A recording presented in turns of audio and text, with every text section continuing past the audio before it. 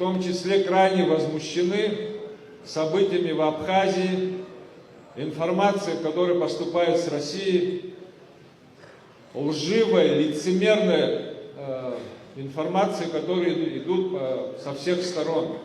Сегодня нас обвиняют в том, что мы протурецкие силы. Нас обвиняют и говорят, что мы русофобы, что мы агенты каких-то иностранных служб. И эта информация распространяется везде. На территории суверенной Абхазии, на территории Российской Федерации, от Калининграда до Владивостока. Это недопустимо.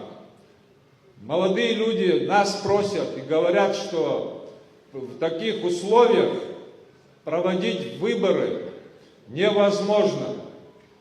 То есть вы знаете, что в нашей стране сегодня все службы тут находятся в Российской Федерации, в том числе и Следственный комитет почему-то.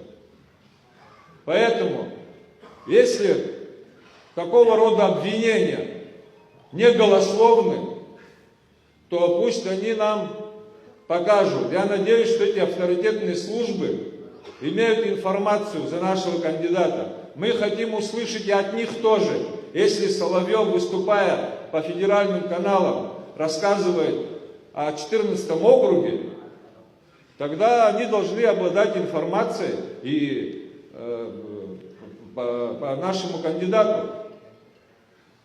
Если Бадр Гунба не выступит перед нашим народом и не объяснится, тогда мы сделаем, как вы скажете.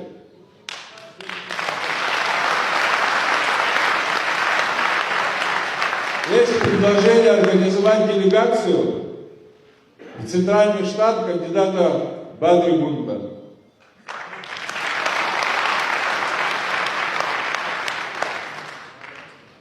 Давайте мы вместе подумаем и сформируем несколько человек, делегацию, делегируем в Центральный штаб.